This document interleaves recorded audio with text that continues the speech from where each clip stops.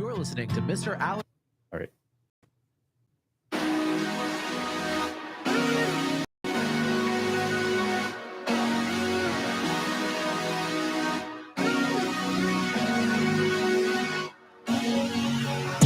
Hey, welcome to this edition of the Take Back Your Joy podcast. My name is Jonathan Moore, and thank you so much for joining us today. This is not going to be an episode that you want to miss, and probably one that you share and come back to and see again and again. But before I introduce my guest, if you're out there and your business is looking for a place to advertise, we would love to partner with you. So direct message us at the Take Back Your Joy DM in any of our platforms and let us know. We're looking for supporters that will simply help to pay for the production of this show. So if that's you and you want a place to advertise, let me know. We'd love for you to be a part of this program. Thank you so much for joining us. I am excited to have Ashley Benson in the studio today. Ashley and I work for the same school district. And so I asked her to be on my podcast because I believe she's got a powerful story to tell. So welcome to the studio.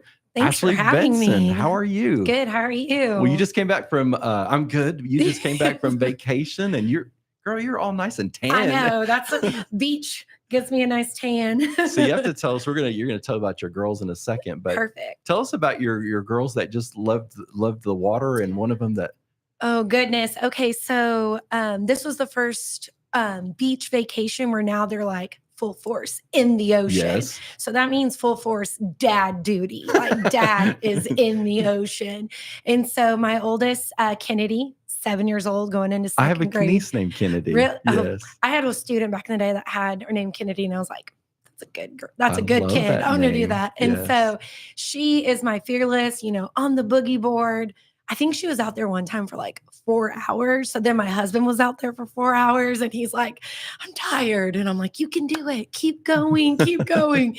And then Olivia, my youngest, she is just our princess. And she would go, beach, water, in the pool and things like that. And so she had fun. She unfortunately got stung by a jellyfish and had to come out. And she said, I'm never getting back in. Well, here's your family and your husband. So tell us who we're looking at. So this is my husband, Travis. We've been married since 2016.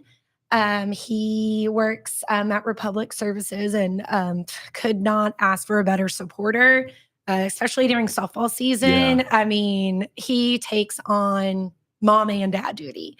Kennedy right here is in the yellow. She is going into second grade. She also goes to the schools in Joshua. And then we have Olivia right down here. She's going to be starting in the school district this year. Is she kindergartner or pre-K? She's going to be a kindergartner. Okay, awesome. And so, but that's funny because like when you pulled this picture up earlier and you're telling me, I was like, in this picture, Olivia has full elbow white princess gloves. We were actually at the hangout. And you can kind of see the bow you can see the bow a little arm. bit. But she said, Mom, Dad, can I please have these gloves? And we were like, we're at the beach. Don't you want like a beach toy? Flip-flops or something. She's like, no. I've always wanted these gloves. And sure enough, she got them and she was just posing. It was the cutest, funnest thing. And then Kennedy, of course, was like, well, I want a sword. Can I have a sword? I was like, these are not your average souvenir gifts. I love it. And so, no, this is them. And we had a great time. We actually went with Christy, my brother. Yes, and I work with Christy. Yes, and then my mom, dad, my sister, my nephew. It was a great time. Well, cool. Well, tell us about yourself. Your family, but tell us about you, Ashley. About me. I graduated from Joshua, where I'm at teaching again. And you can leave that out. I can leave this. Yeah. Okay, I have small ears, so yeah, we noticed that. I teach. Well, I did teach U.S. history, but now I'm going to be moving into the administrative role. I didn't know that. Year. Yes, working on my master's. Well, very cool. And so I'm really excited. But this is going to be going into my 13th year, maybe. You're not old enough to be 30. I'm right out of college, but I graduated from Joshua. I went to Oklahoma Baptist University, played softball there. Got my teacher education through there and came back to Joshua. Have taught special education, world geography, U.S. history, and then coaching softball and volleyball. But then I was a head softball coach. Got to go to Granbury, loved Granbury. We lived out there. And then luckily got to come back to Joshua. So very cool. Blessed. I have 2 daughters, like saw earlier, Kennedy and Olivia, my world. My husband is Travis. And I just living it day by day with 2 littles. And I know that last school year you received an award for. I did receive an award. It was really cool. So Coach of the Year? I got Coach of the Year. And then the teachers at the high school voted me Teacher of the Year. I didn't know you were Campus Teacher of the Year. And so it was awesome. It was a really good year. What hole have I been in? It was very neat. It was very, it was grateful that they thought to vote for me for that. So that was awesome. And then the Coach of the Year, the other district coach, it was co-coach of the year with the Burleson Centennial coach, but other coaches, recognizing teachers, recognizing like hard work and things like that. It was awesome. So, well, when I met you and I knew that you're a beautiful woman, I knew that you probably had a story to tell. And little did I know that I'd have this podcast a few years later. And so I asked you to be a part of the podcast because I believe that you do have a story to tell. And one of the stories that you have to tell is about your experience with Bell's palsy. Yes. And can you tell us what happened there when that all came about and Absolutely. So it was and I may get teary. Sometimes it happens. I'm usually the one crying on this show. So it was in 2017. This was my first year at Granbury. And my husband and I were expecting Kennedy. She was due the week before she was due like early November 13th, something like that.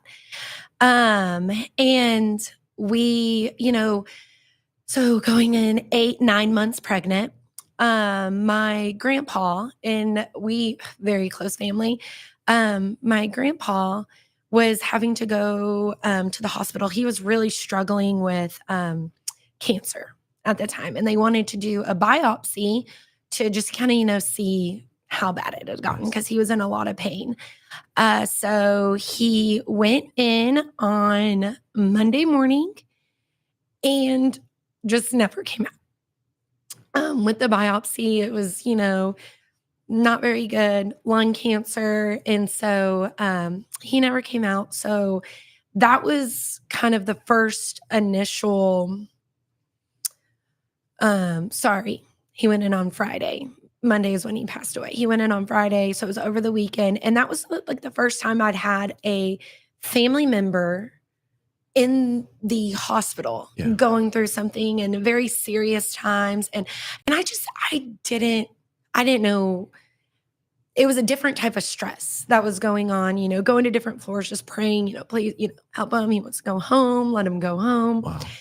Well, then Monday, he ended up passing away.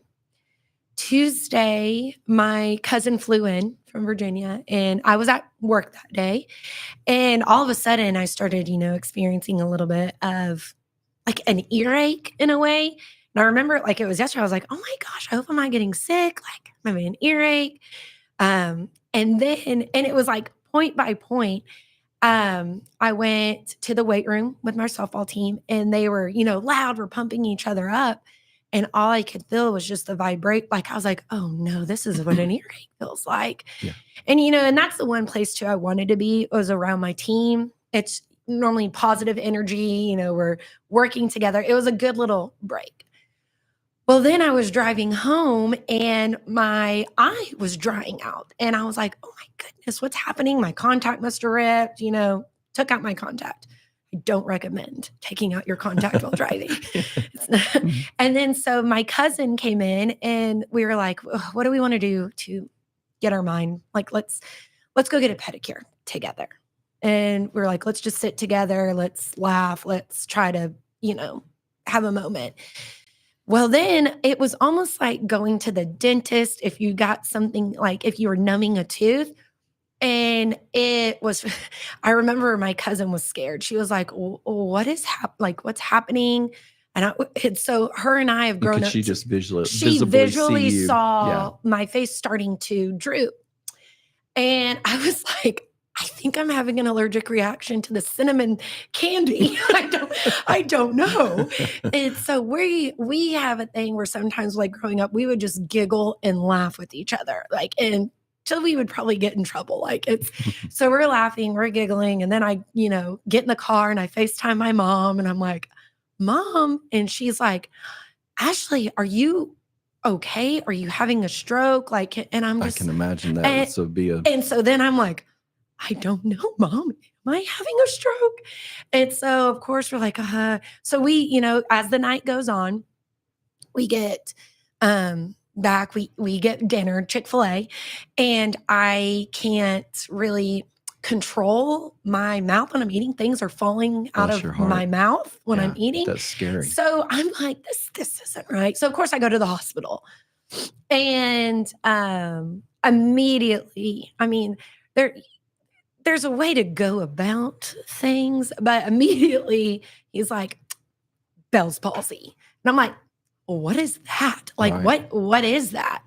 And it just made my whole right side of my face paralyzed. It was droop. Am I right that Bell's palsy is nerve related? It is nerve related. And going back, it went back to the, chicken pox, like the same virus and things that would happen, and it's nerve related. And it's just, you get a virus in your nerves right here behind your right ear, and it just takes off. Yeah.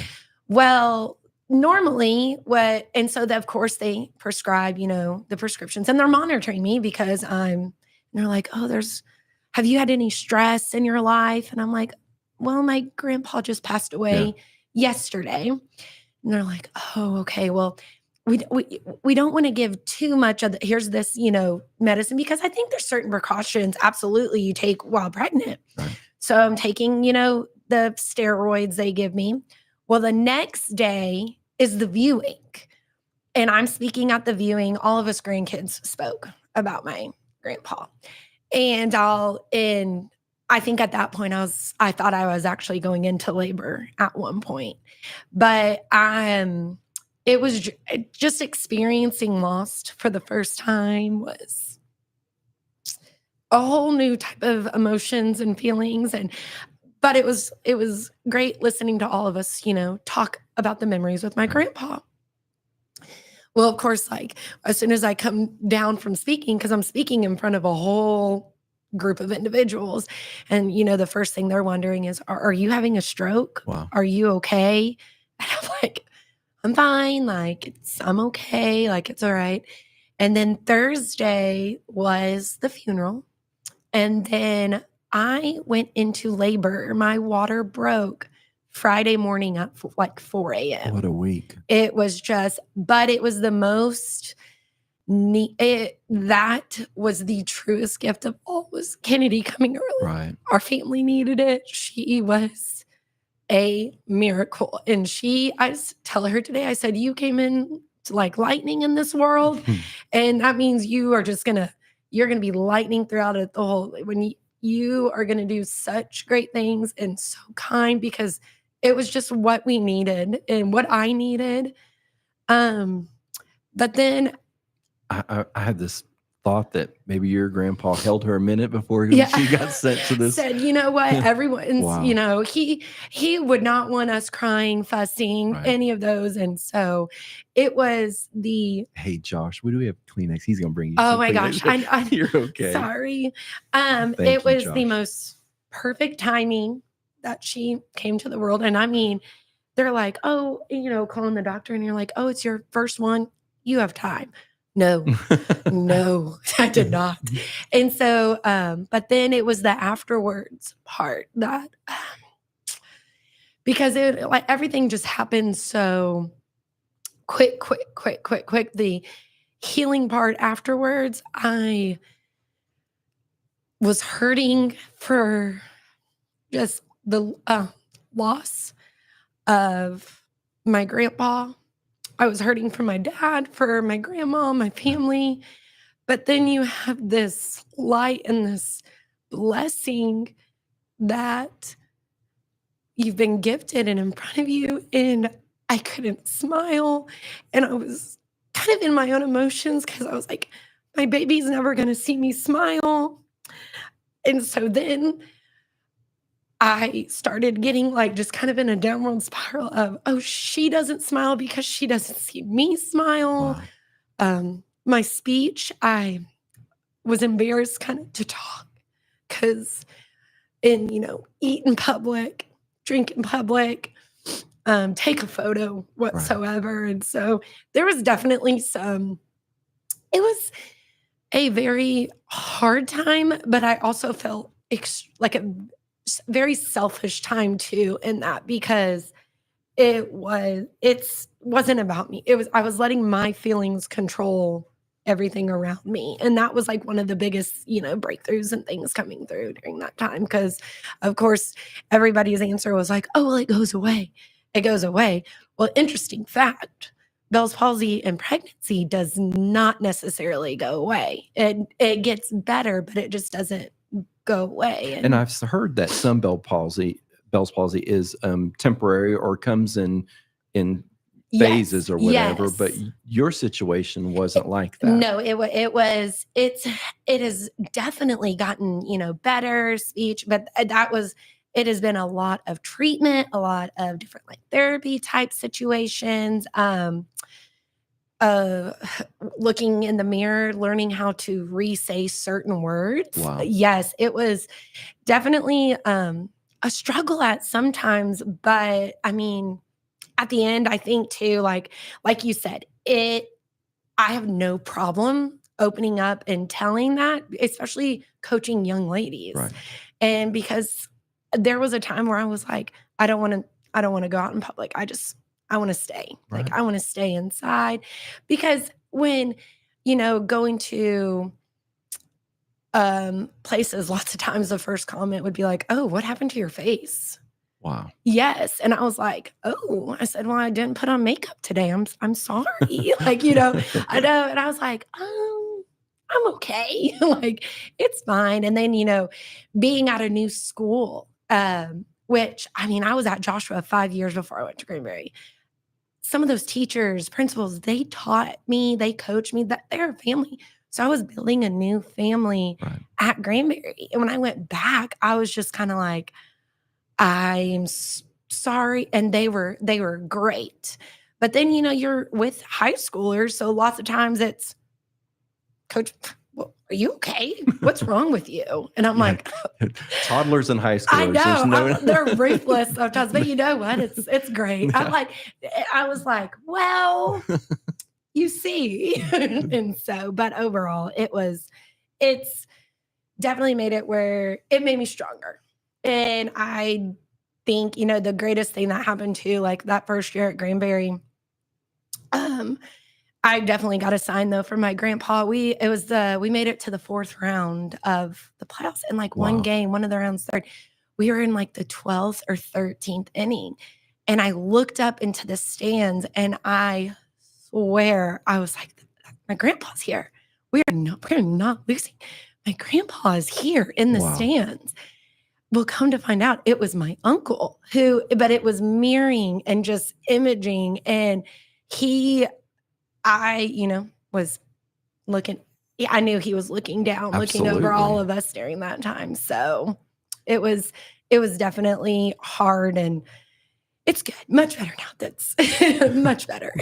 Well, part of your journey includes your faith. Mm-hmm. So what has this done? I know that you and your husband probably were strong believers before 2017. Am I right on the year? Yes, correct. Yes. So what had happened post 2017 with you and your faith? Well, at first it was, wondering, well, why is it not going away? Why is it staying? Why is this happening? And, people are, I don't know, but it's okay.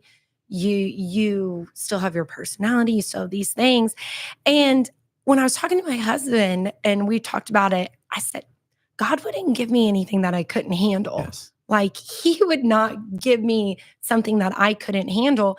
And this is probably my path to make young ladies feel powerful, feel strong, feel beautiful, feel, independent, be outspoken, and that it's okay to say things. It's okay to, have these emotions, but there's a way through. There's a way through. And the other thing I said to him, I said, I cannot feel bad for myself. I cannot feel bad for myself because this is minimal compared to what is going on in other people's lives. Sure. This is on the outside. And that's not what makes someone beautiful on the outside. Like, it's not. And I had to, journaling. I became very big into journaling during this time, just typing out, emotions on my phone in my notes, sending a long text message or writing notes of prayers, things like this, and really telling people like it's going to be okay. Like, it is fine. And really kind of forgiving people for comments they make and it taught me to really think before you speak, like, hey, we need to, like, someone else could be having an experience or going through something. And I want to say, like, one of my strengths, I feel like, is my ability to laugh, smile, make other people laugh and smile. And so instead of let's feeling sorry about it, like, no, like, we're going to push through, like, we are pushing through it. That's awesome. We are going to, if we make a comment about it, it's because it's the light of it. Like, I'm finding the light in a situation. And, they're like, oh, and I'm like, no, like, I mean, for the longest time, I was sleeping in a pirate patch. Well, Granbury Pirates. And I said, I said, I go to sleep with school spirit. Like, this is what's my husband's like, he has said I praise your strength. And having daughters, the journey that they're going to have ahead. Yes. So to me, it just made me more open to talk and say, this isn't a time to stop. Like, God would not give me something that I can't overcome and say, nope, you can do this. You can handle this. This wasn't in our questions, but I thought about it. What does Travis say to you? What did he say to you back then? What does he say to you now? He is the most amazing man. That's cool. He is, you're beautiful. You are beautiful. I don't even notice. I mean, it'd be like, I feel like you don't notice. What? No, the support. And during that time too, when they say, like, when you fall in love, with your husband, the journey of that, but you fall in love all over again when they become a dad. He took such, like, I needed that time. I needed someone to say, I got this. Like, I have this for you. And he is the most amazing, thoughtful, caring, and the world's best dad, the best dad, fun dad. And during that time, it was nothing but, you're beautiful. You're beautiful. That is not why you're great. You're beautiful. And I was endless. And almost to the point where I was like, he's lying to me. He is lying. But no, and there's times where just through the different treatments and the thing, I mean, because I went through all the kinds of treatments. And he was like, oh yeah, you look, awesome. Positive. Yeah, looks good. And I was like, nothing changed, but thank you. And so, but he made sure he was like, okay, but because I was having to drink out of a straw. Everything was out of a straw. And he was like, okay, yeah, don't forget your straw. It's fine. Can she have a straw? All these things. But I thought, and at one point I said, I feel like I tricked you, like, before we were married and having kids, like, because, and he was like, absolutely not. He said, I fall in love with you today, personality, that you're beautiful. We have beautiful children, all these things. So he was just amazing. I've never met Travis, but I already like him. Oh, he has not met an enemy. And so he can make you laugh and just so thoughtful and caring and perfect. I've always heard this about relationships, and certainly husbands and wives, that you're a soft place to land for that other person. And that sounds like, for that time in your life, that he was an amazing soft place to land for you. He was everything I needed. One of the hallmarks of being a teacher is that we influence a lot of lives, whether we realize it or not. And what has been your impact when it's come to, like, mentoring students or athletes, or what's been your heart when it's come to pouring into the lives? And I guess we can say this, both of us are believers. Yes. Both of us have taught school and so in public school. So we're not able to, say, here's what the Bible says, or let me pray for you right now. Well, you can't say that. But what has been the hallmark of your quote unquote ministry? Well, I feel like the heart of the mentor side is kindness, services. Yes. Just being nice and kind, and it's okay to feel certain ways. And I made notes because I thought that was a great question. I said, every day I want to live my life as the best role model for them. Yes. That's through kindness. They need to see kindness. This world is a cruel place. Yes, they need to see kindness and they need to experience kindness. Another one is just being, polite. Polite. Thank you. Yes, ma'am. No, ma'am. I say that to all my students and all of my coaches and my athletes. And it's just politeness, help each other, be a good teammate. And one of the things we, as a role model is we say, guys, you will be surrounded by people that aren't always going to be your best friend, but being kind, working together, hard work, all these things can make the best possible outcome. And so just mentoring, trying to show those things to you, because they're visual learners. They are on technology. Yes. They want to see it. And so lead by example in that side. And so I'm like, if we can just be nice and share kindness and not say mean things, like we don't need to be mean. We don't need looks. We're good. We can do this. And just responsibilities on those things. I don't think people understand being kind to somebody can change their life. It really can. Somebody that's going through the hard time. And I think about stuff like this, that somebody that has having self-worth problems or image problems or whatever, and just being kind and smiling could, and I don't mean to be serious all of a sudden, but could prevent them from taking their life. 100%. So you never know what somebody's going through, and your smile or your kind word, or you're just acknowledging them or letting them know that you're having a good day. Yes. What's going, and you see that in the classroom, in the hallways of, hey, are you okay today? What's going on? You can talk to me. Can I get you someone you can talk? Can I take you there? And, and that's, some of it is, when they say, I really appreciate that. I really appreciate, and I'm like, okay, spread it. And they help others. And it's just service, acts of service in these worlds.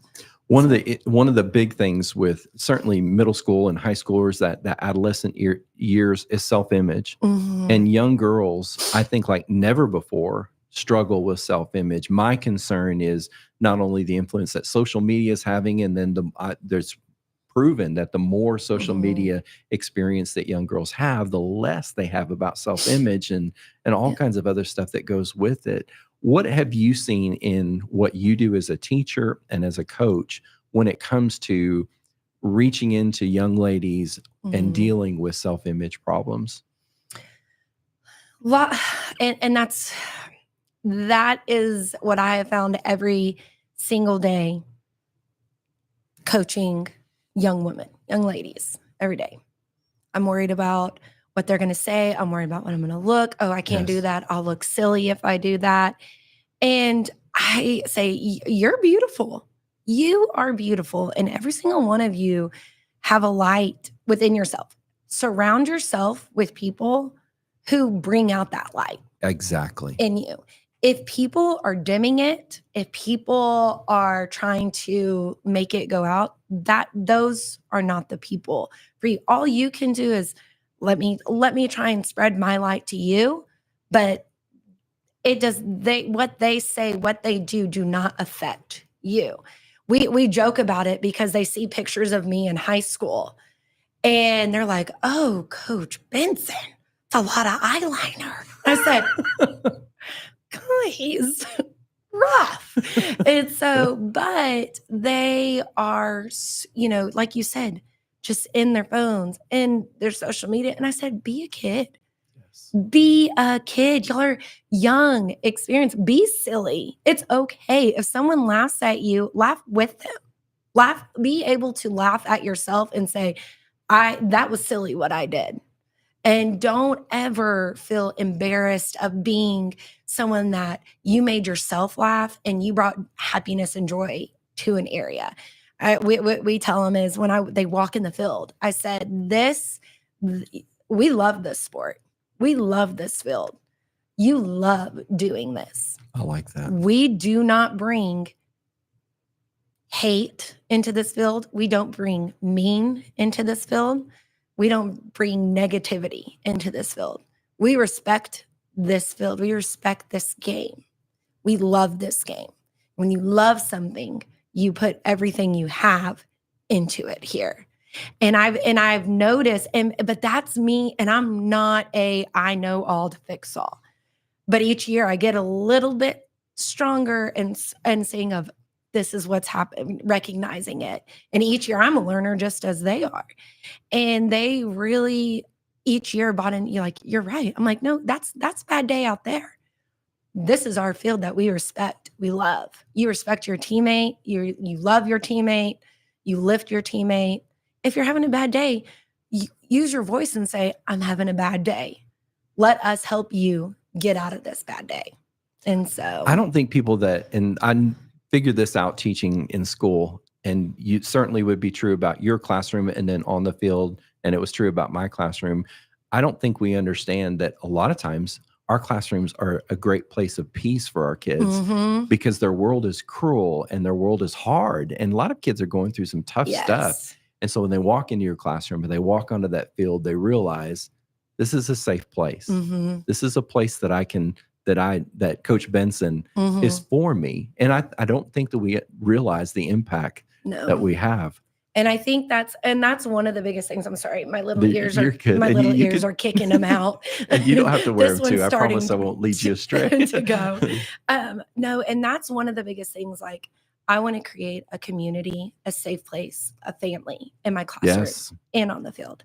That's sometimes the only family. Yes, that they may, not have any siblings whatsoever, or maybe they've lost family members, and you really get to know. And that's like one of the things when I get players that come in and they're shy to themselves. And I said, listen, I have a superpower.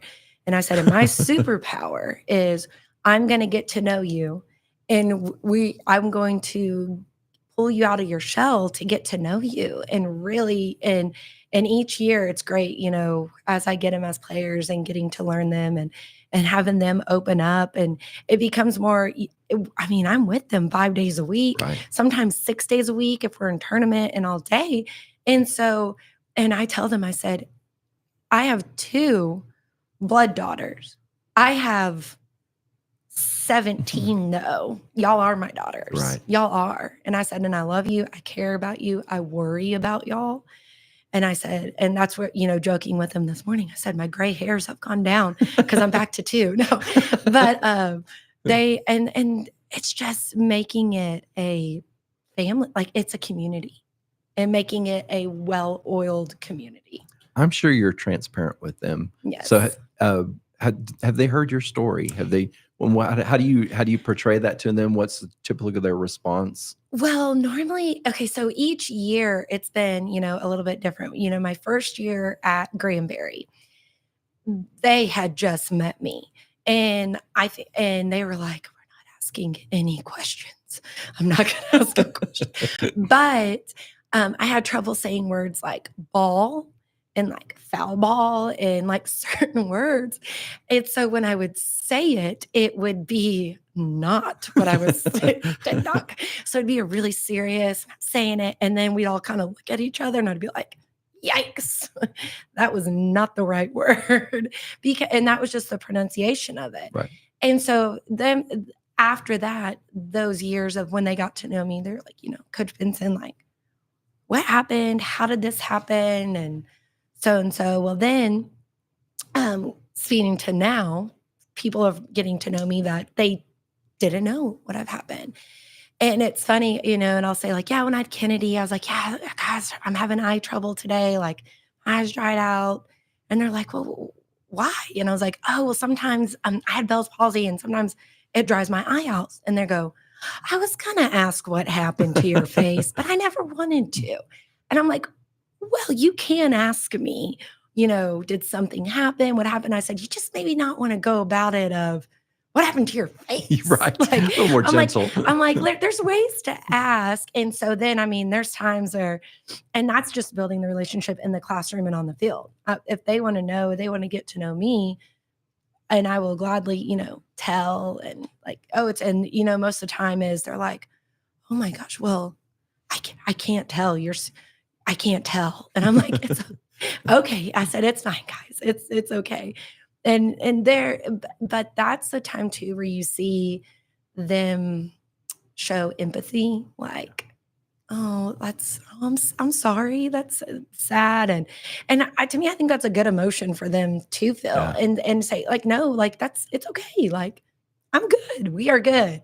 But it also, body images, things, and with, girls coming up on prom season. I'm like, no, like, you are gorgeous. You don't need to starve. You don't need to do these things. And I think too, like, this was my calling, was to help steer of, hey, like, it's a safe space for people to come to, and kind of steer that of, you don't have to do that. There's always someone you can talk. It may not be me. It may be one of the other coaches. It may be a trainer.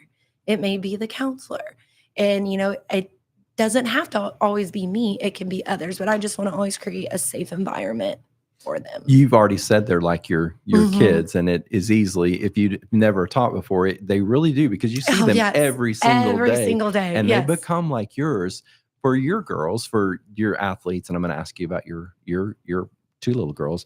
What do you want their legacy to be? Because it's weird, because you probably in athletics have them 4 years in a row. Have them 4 years. And then all of a sudden they're out in the world. And of course you have a new batch of girls, but what legacy do you want to? Well, I'm going to use one of my players. She graduated 2 years ago. One of my legacy I want them to have is, wherever they go, I want them to have strong leadership skills, and not just saying I'm a leader. I want you to show through actions. You're a leader through your actions, not just your words. Okay.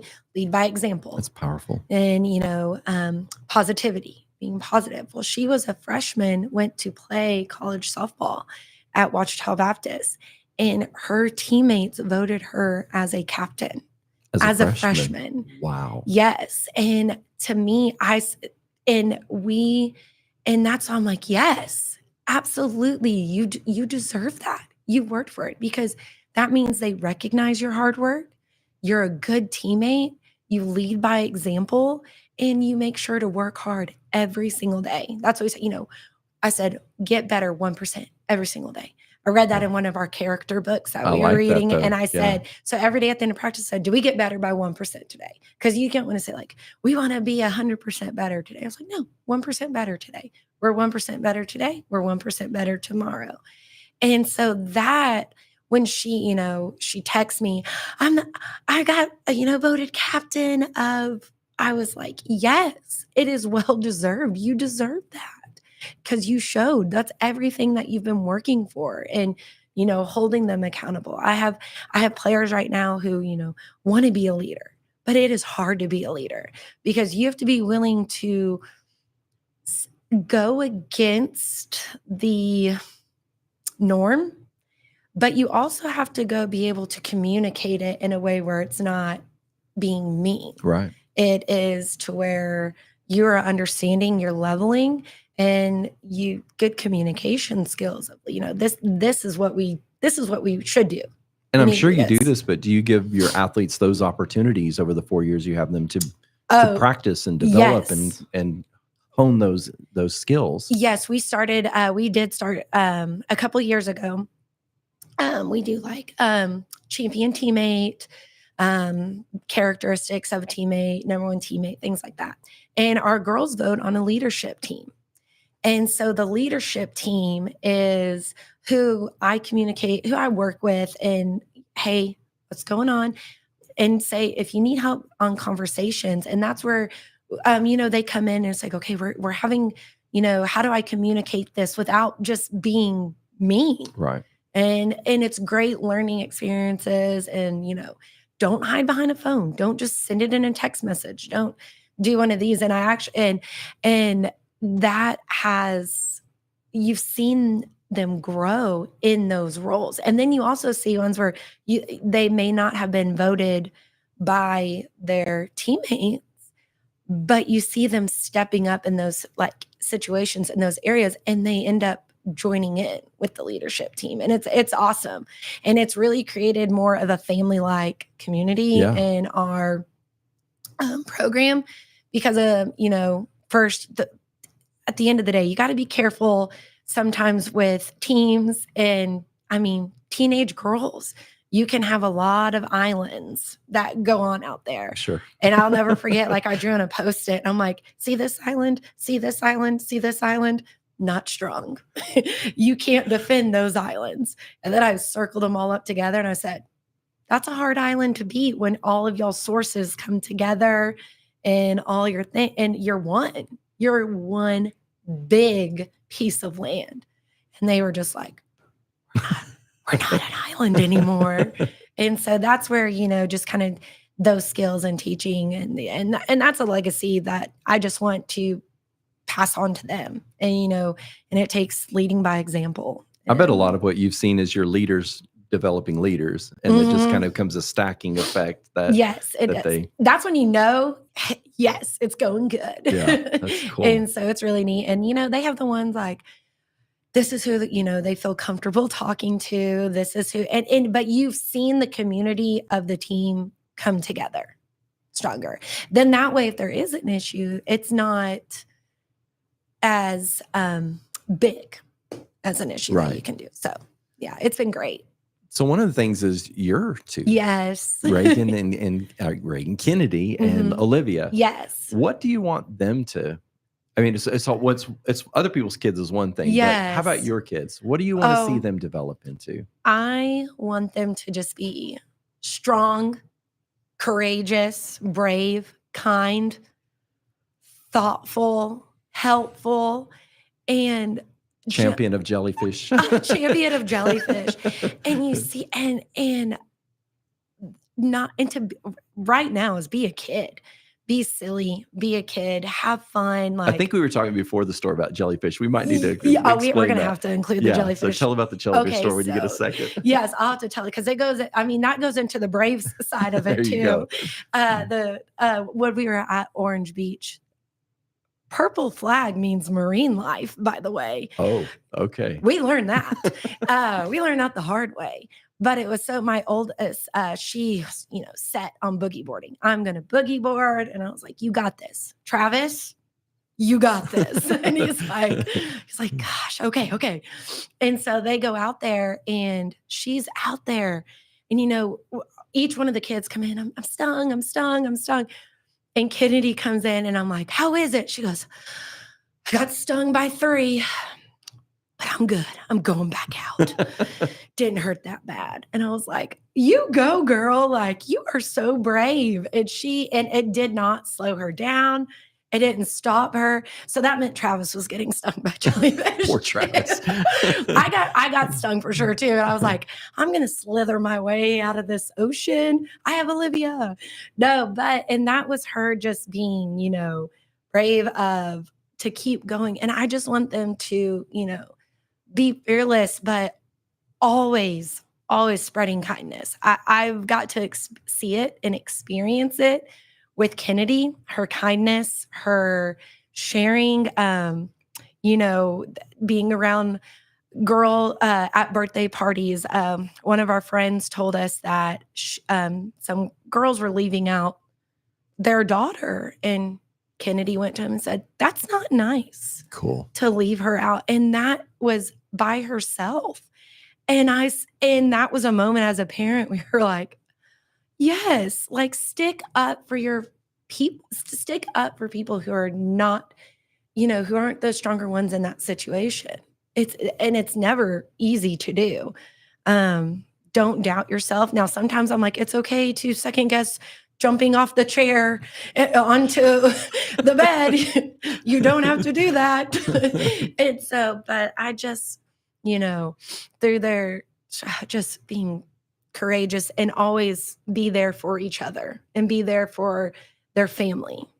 And that's one of the things is, y'all are sisters. It is y'all till the end. Like y'all, you and your sister, no matter what, not being mean to each other, being nice, treating each other with kindness, treating others. And it's great when we get messages from the teachers and from staff. They're like, she is including others. Cool. She is sharing, she's helping, she's telling people like, no, follow the rules, doing this. And I want all of those things and also want to protect her from the cruel side of it. But I know you also, and that's, some God's test is you learn through failures. And sometimes you're going to fail at something, but how you overcome it and how you persevere through it can only make you stronger. So, Ashley, what do you say to that young girl that's out there right now that she may be dealing with visible things that she's dealing with, but I think a lot of times they're dealing with invisible things. So the outside, they may be, perfect in image or whatever, and the eye makeup is perfect, the hair color is perfect, the outfit is perfect, but inside they're hurting really badly. And what do you say to that young girl? First, I say, you're beautiful. You're beautiful. You have a light. Your light shines on others. And, you're not alone. You're not alone. If you have insecurities, we all do. And, it's hard to think this way, but it's almost like the people who you surround yourself with will never make you feel that way. That is powerful. Like I truly, truly believe your crowd, your family, and family, this is friends, this is relatives, who you surround yourself by will never diminish your worth. And it's okay to say, this is not the best space for me. These aren't the best people. There's a group, there's a positive group for you. I don't think that the kids, certainly kids, because you're the pressure of wanting to fit in or whatever, but understanding, and of course, even I think as adults, we sometimes, but when I don't have to be anybody else than who I am, those are my people. Yes. And that's hard for kids to understand a lot of time. 100%. That's one of the hardest things. And that's one of the things too, I learned too, with high school, and you see it, and it's not just high school, it's middle school. And I tell my girls, you go through phases. You go through phases in life because you grow up in life. Right. You have dreams, you have goals. Sometimes your best friend in middle school does not have those same dreams, those same goals. Does not mean that, they're, y'all can't be friends. They have different ones. But if anybody ever tries to steer you away from what your dream or what your goal is, that's a negative impact. Absolutely. And that to me is the hardest for them to say no. Like, no, I just need to separate myself. And I've had my players go, Coach Benson, it's hard though. Yeah. And I said, if it was easy, everybody would do it. That's a good point. If it was easy, everybody would do this, but it's not. And I said, and it's upsetting. Cruel things may be said about you. You may get, comments about you that hurt you, but that is showing that's not your path. That's not the direction you want to go. And a few of my players, they want to be college athletes. Some want to be teachers, some want to be these things. And I'm like, your work ethic, surround yourself with people who also want to do those things. And so, and that goes for us in this life too. Absolutely. Like at this age is, finding those people who, love you, accept you for you. So when you said back, if you're hiding it on the inside, because that honestly, that's kind of what it felt like it was just very internal. And I found, and it doesn't always work, but some journaling, journaling, finding someone to talk to, finding someone who supports you. And there's so many positive roles out there that can offer support and things like that, especially in schools. You've mentioned journaling twice. Mm-hmm. If somebody doesn't know how to start journaling, or what do you say to them? Guilty. I did not know how to start. And it was, at first, the way it started was, writing out my fears, writing out my hopes, but mostly it's my fears, all just negative, because I was getting it out, and I could honestly feel, and that's where I feel like that's where God was telling me to put my emotion. Just start writing it all out. And I could feel the stress just kind of slowly, like I could catch my breath. I finally could catch my breath.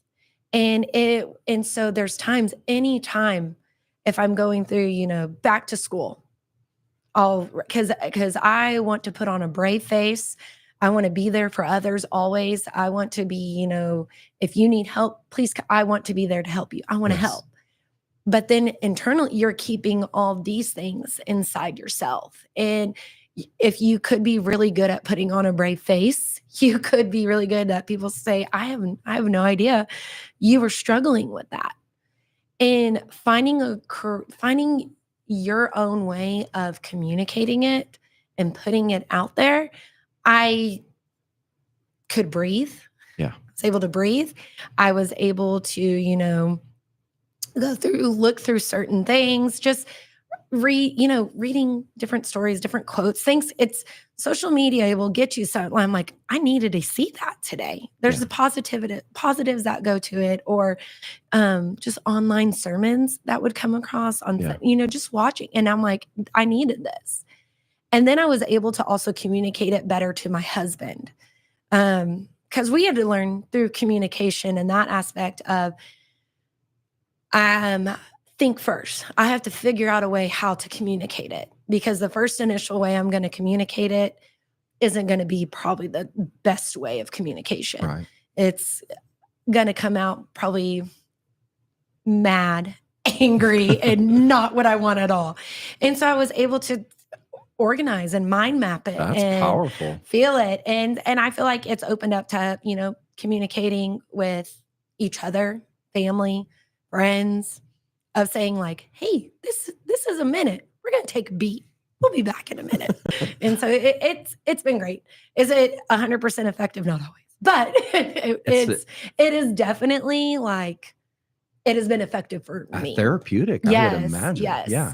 And so, and that's just, and I mean, because I'll go home, you go home, and those kids or students and athletes who are struggling internally, you don't shut it off when you leave the school parking lot. It comes home with you. Absolutely. And you worry and you pray for them. It's going to be okay. Everything's fine. And, hey, I'll see you tomorrow. Like, hey, come see me tomorrow morning. Let's talk. Let's, hope you have a good day. Or even if it's a hug to start a day. And you realize and that's one thing too, as if a student comes and they need that. Yes. They need that. And okay, this is a safe space. And even if it's to come in and, hi, Coach Benson, I need you, you need me. Yes. How is it going? And that's where, making a point, stop what you're doing and, hey, how's it going? Did you have a good weekend? What are you doing later? Where are you going later? That minute and a half, if even conversation, can change it. So. One of the English teachers, when I was still in the classroom, did this. We had much of the same students, and she posed this question: what teacher do you really feel like you matter to? Mm-hmm. And one student wrote Mr. Moore, and she took a picture of it and she sent it to me, and I still think about that to this day. And it's one of those things like mission accomplished. Yes, it really is. Because it's hard. It's hard teaching and coaching, especially in today and it's a complete service job. It is a service job. I think it's a mission field in ministry, honestly. It really is. Yeah. And it's acts of service. Yes. Every day. And if, getting a note from, a student, you inspire me, it's like, yes, it happened. Like, yes, impact. I want to make positive impacts, positive relationships. And if I made one today, it matters later on. That's right. And so, I save all those. I love those because it reminds me too, why I do this. Yes. Why I do this. Why I'm in the school district. I remember hearing a story not too long ago about this young person came up with this beach and it was full of starfish that had all been beached. And so the kids started throwing them back into the ocean. And somebody came along and said, there's too many. You're not going to get to them all. You're wasting your time. And the kid picked up one and he says, well, it's going to matter to this one. And oh, yeah. And I thought that is teaching. Yes. That we have a certain group of kids in front of us for a year, for 9 months. And I can make a difference with this one. Yes. I can make sure this one knows that they matter to me, that they're important, that they're valuable, that they're treasured. And like I said, even though you never can preach Jesus, you can never quote the Bible, but a lot of times you don't need to. You show it. To show the heart of God to some kid. So absolutely. In the middle of this, what you've been through, is there a worship song or a scripture that has been your anthem or yours and Travis's together? Well, it's on our morning playlist. It's Good Day. Yeah. Of course, right? Me and Kenny, now Olivia, but it's on our way to school. It's on our playlist that we listen to. So many people love that song. Oh my gosh. Good. And I every day, and I'm like, yep, we're doing this, having a good day. And they love it and I love it. And so we listen to that. Well, that's scriptural. Yeah. This is the day the Lord has made. I will rejoice. It's an act of your will. So that's powerful. That's one of our faves. And so I have my ones from, when I was in college, where it was Mighty to Save. Yes. I mean, we would go to chapel once a week. That's and cool. Anytime singing that song, it was mine and my teammate. Oh, yeah, love it. And so that's one, if I'm like, I need to crank it, we crank it. And so, yes. I love music for sure. Well, hey, it's hard to believe we're already through this episode. It's very cool. I've enjoyed it so much. If people want to connect with you, how do they find you? Facebook. And just Ashley Benson. I think it's Ashley Nicole Benson. Okay. And then Instagram, Ashley and Benson, and I don't really have a Twitter. It's the softball Twitter. Gotcha. And so, but yeah, really Instagram and Facebook. All right. Well, I highly recommend. Like I said, I met you. I think you were coming back to Joshua, and I was starting in Joshua. Yes, it was at the summer training. And I remember seeing you, and of course, the people I were with, they all knew who you were, but I didn't know who you were. But I remember saying, "What a beautiful young lady!" Oh, thank you. And I knew that the story that you had was powerful, and for sure it is. Yeah. I think that many young ladies, through your coaching, through your teaching, are going to find hope. I think the enemy is, as we've seen this week with the tragedies that have happened at summer camp, and just the fact that as little girls has been horrible to see, but even more so, the struggling lives of young ladies who deal with hurt, insecurities, with pain, with self-image. And I believe you're an Esther in your time, that you've been called to the kingdom for such a time as this. And maybe the Lord will use Bell's palsy to show true beauty. And I believe that you're a beautiful, beautiful woman. And thank you. To show that to young girls that need to know that there's beauty in every one of them. So I appreciate that. And this honor to be here. I could not, like I told you, I said, I'm like, I don't feel worthy. I'm sorry. This is such a great experience. And I was truly honored. Well, thank you for telling your story. I told you, I think before we started recording, one of the hallmarks of this podcast is a revelation scripture that says we overcome by the blood of the Lamb and the word of our testimony. And I know that our testimony of what God has brought us through, of how he's been faithful, And when it was hard, he was right with us. That's somebody else out there that's healing to them. Yes. That's strength to them. That's encouragement to them. So without a doubt, Ashley Benson, I believe you and Travis have that ministry to reach the hurting people and let them know it's going to be all right. You can trust God. Thank you. Anything you want to leave our audience before we pray? Or thank you for being here, and thank you for listening. I appreciate it so much. And I hope if anything helps, and, feel free to reach out whenever. And thank you for making yourself available. I know you will. I know that's the kind of person you are. Well, Ashley and I are going to pray with you, and we always close our podcast with prayer. And so maybe you're out there and your heart is hurting. Maybe you're a young lady that has seen this beautiful coach here and thought, I see a lot of me on the outside and on the inside that I just am not secure with. And I want you to know there is a God that loves you, and he sees you just as you are, and he made you just as you are, and as perfect as you are on purpose. You're beautiful to him, and you're beautiful to the world. So if anything or anyone tries to tell you that you're not, don't believe it. Remember a coach named Ashley Benson, Coach Benson, that said there's beauty in every single one of you. We want to pray with you. So let's just pray together. Lord Jesus, we come before you today. Thank you for the beautiful ministry that you've given Ashley Benson. I believe that her life and Travis and her girl's life is going to minister to so many people. But God, I believe that it's going to be something powerful, like just simply kindness.